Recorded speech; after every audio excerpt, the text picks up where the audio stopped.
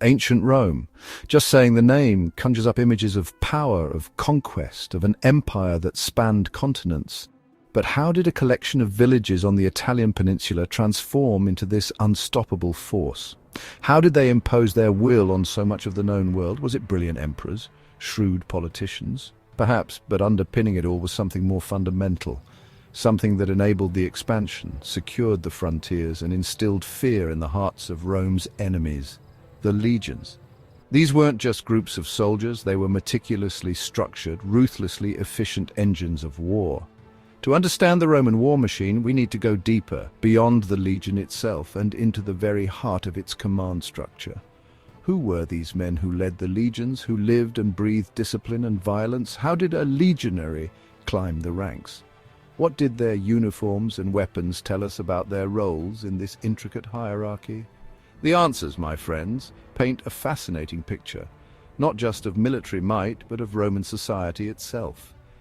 Over the next chapters, we'll dissect the anatomy of a Roman legion, peeling back the layers of history to reveal the inner workings of this legendary fighting force. At the apex of this intricate hierarchy, standing head and shoulders above the thousands of men under his command, was the Legatus.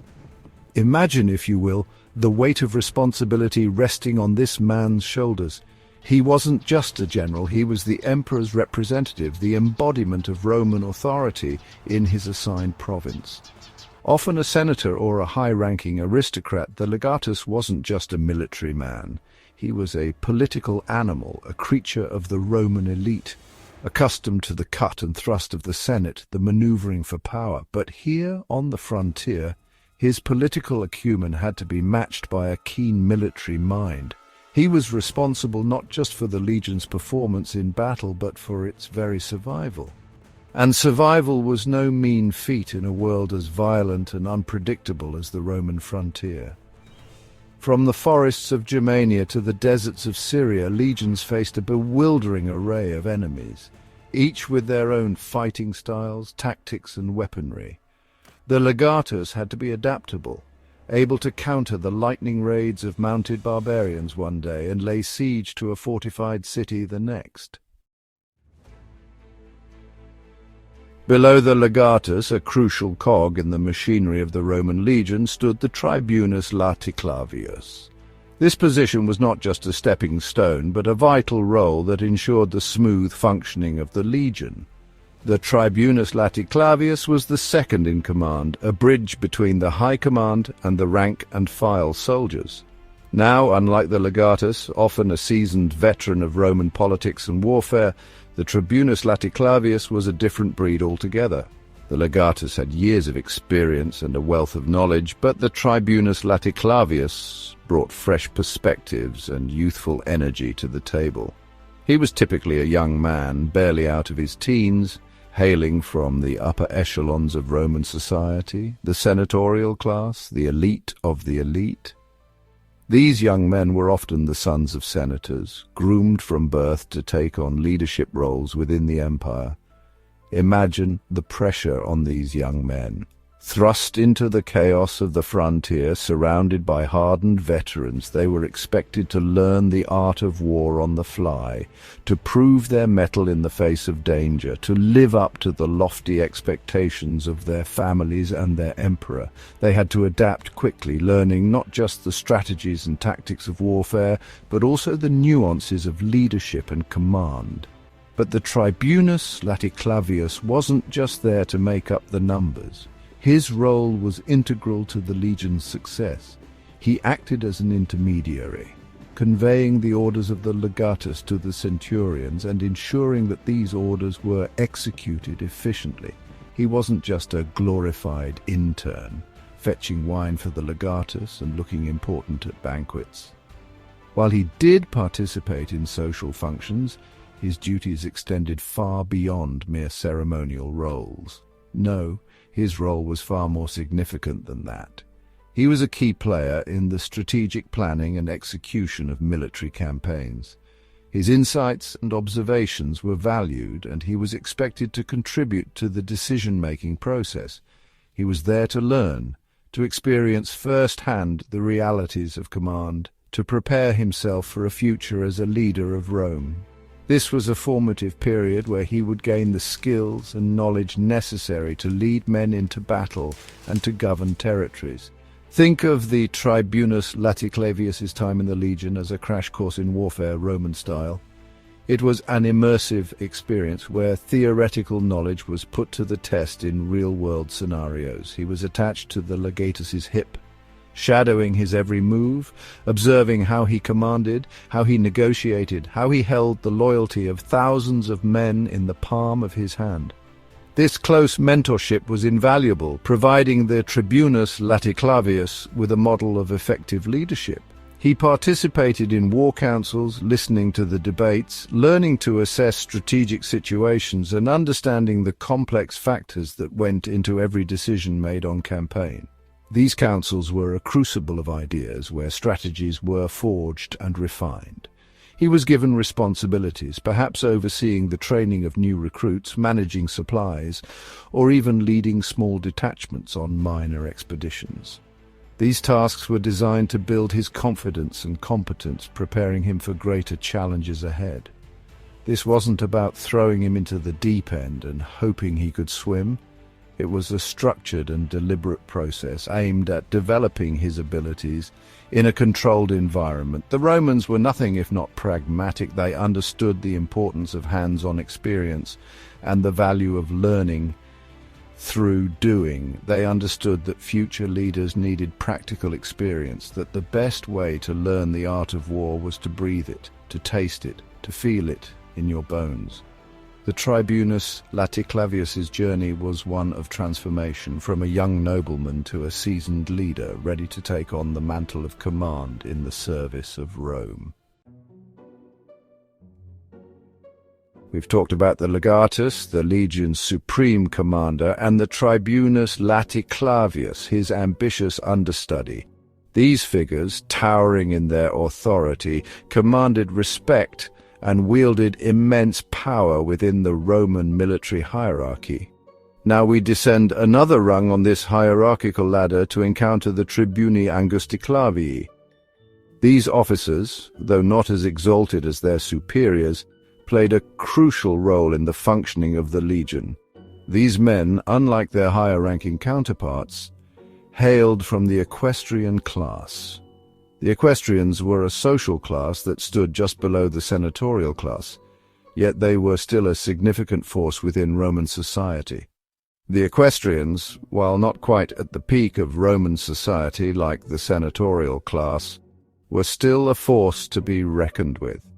They were the wealthy elite, often involved in commerce, finance, and administration.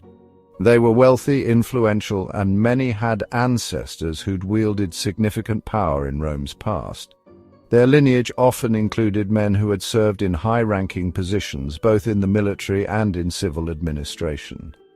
Imagine the kind of ambition that simmered within these men. They were driven by a desire to rise through the ranks, to achieve the same level of prestige and power as their forebears. They weren't born into the ultimate halls of power, but they were close enough to smell it, to taste it. This proximity to power fueled their ambitions and their determination to prove themselves.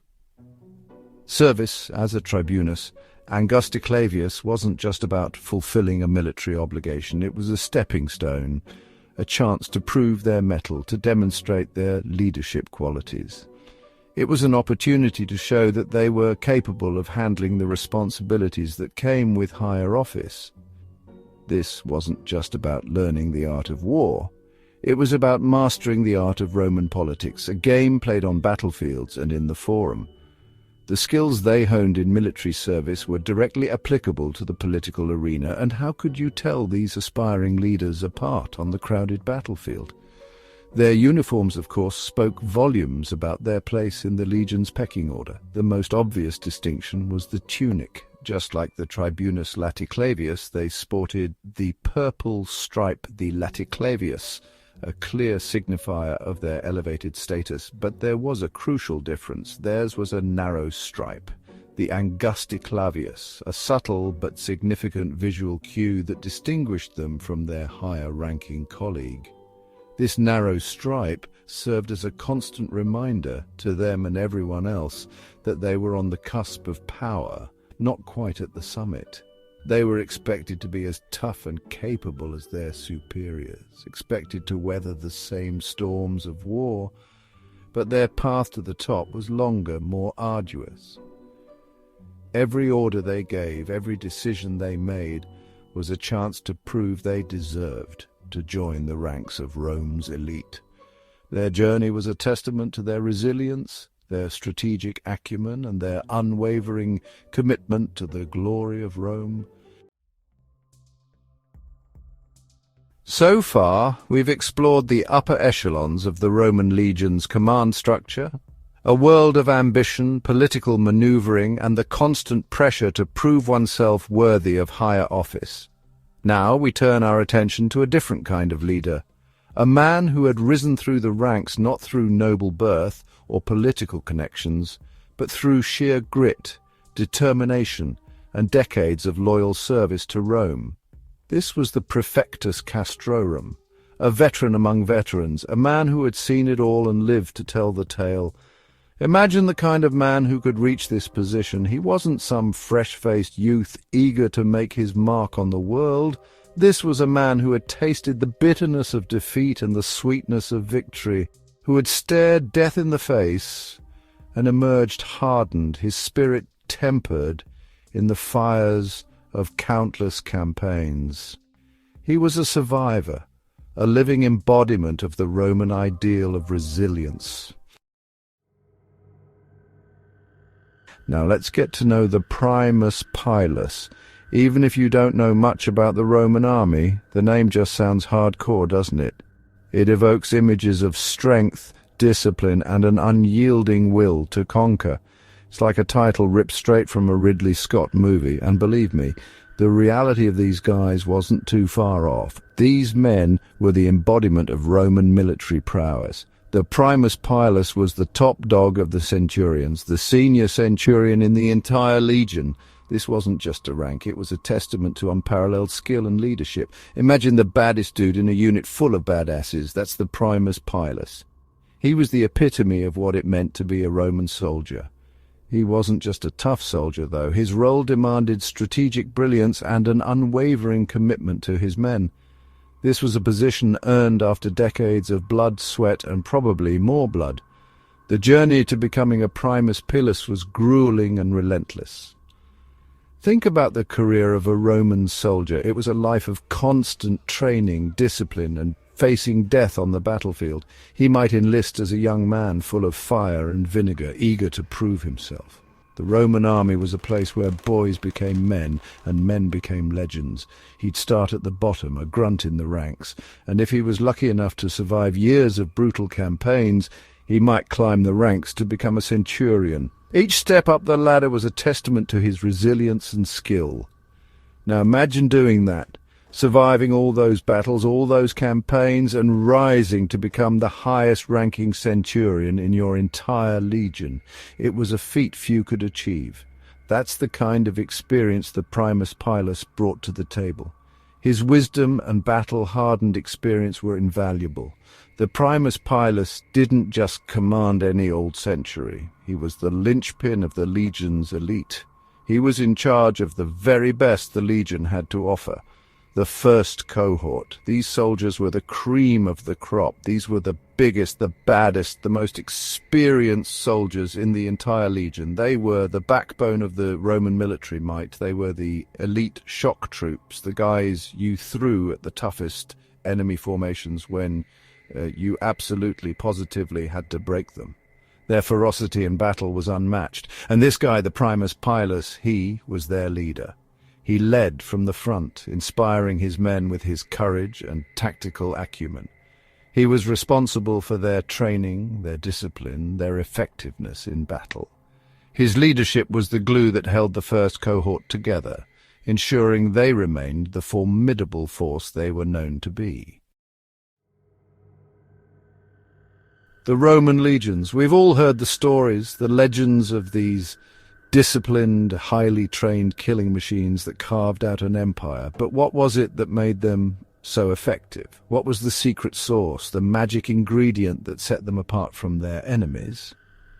Well, it wasn't just one thing, of course. It was a combination of factors: training, discipline, logistics, and a healthy dose of ruthlessness. But if you had to point to one group of men who embodied the spirit of the legions, it would have to be the Centurions. These weren't just your average grunts. These guys were the backbone of the Roman army, the glue that held the whole thing together. They were the officers, the NCOs, the drill instructors, the disciplinarians, all rolled into one. They were responsible for training the recruits, maintaining discipline, leading their men in battle, and everything in between. They were the heart and soul of the legions, the men who made sure the machine kept running smoothly, no matter what. And they didn't lead from behind. Oh, no. Centurions led from the front. They were expected to set an example for their men, to be the first ones over the wall, the first ones into the breach. They were the guys who ate last, who slept less, who endured the same hardships as their men, and then some. And their men, they saw this. They saw the courage, the dedication, the sheer grit of their centurions, and it inspired them. To understand the might of the Roman legions, one must delve into their rigorous training regimen. The backbone of their unparalleled combat prowess was forged not just on the battlefield, but in the grueling drills and physical conditioning that every legionary underwent. From the moment a recruit joined the legion, they were subjected to an intense training schedule. Early mornings started with a march, not just a casual walk, but a disciplined, formation-based march for miles, often carrying full gear. These marches built endurance and cohesion among the soldiers. Following the march, the legionaries would engage in weapons training. They practiced with heavy wooden swords and shields, significantly heavier than their actual combat gear, to build strength and precision. Swordsmanship, spear-throwing, and shield maneuvers were drilled repeatedly until they became second nature. Physical conditioning was also paramount. Legionaries engaged in running, jumping, and swimming exercises. They were trained to scale walls and fortifications, ensuring they were prepared for any battlefield scenario. Wrestling and hand-to-hand combat drills honed their close-quarter combat skills. But it wasn't just about physical prowess. Discipline and mental fortitude were equally important. Legionaries were taught to follow orders without question, to maintain formation under pressure, and to adapt quickly to changing combat situations. The Roman training regimen was relentless and demanding, but it forged soldiers who were disciplined, resilient, and capable of executing complex maneuvers with precision. It was this unwavering commitment to training that made the Roman legions a formidable force, capable of conquering and controlling vast territories. The training didn't end once a recruit became a full-fledged legionary. Continuous drills, mock battles, and rigorous physical conditioning were a part of daily life, ensuring that every soldier remained at peak performance, ready to defend the empire at a moment's notice. The Roman legion's training regimen is a testament to their understanding that a well-prepared soldier is the key to military success. It's a legacy of discipline and excellence that has influenced military training programs to this day. And so, with every march, every drill, and every battle, the Roman legionaries demonstrated the power of relentless training and unwavering discipline, leaving an indelible mark on history. While the daily lives of Roman soldiers were rooted in routine and discipline, their true prowess was revealed on the battlefield. The Roman legion's battle tactics were a blend of strategic brilliance, discipline, and adaptability, making them one of the most formidable military forces in history. One of the most iconic formations used by the Romans was the testudo, or tortoise formation. Soldiers would align their shields to form a protective barrier on all sides, including the top. This made them nearly impervious to arrows and other projectiles, allowing them to advance steadily towards enemy lines. Another key formation was the cohort formation. The legion was divided into cohorts, each consisting of approximately 480 soldiers. These cohorts could operate independently or in unison, providing flexibility and the ability to adapt to various battlefield scenarios. The Roman legions were also known for their use of maniples, smaller units within the cohorts. This system allowed for greater maneuverability and the ability to exploit weaknesses in enemy formations. The maniples could engage in staggered lines, ensuring that fresh troops were always available to maintain pressure on the enemy. Strategic positioning and timing were crucial elements of Roman battle tactics.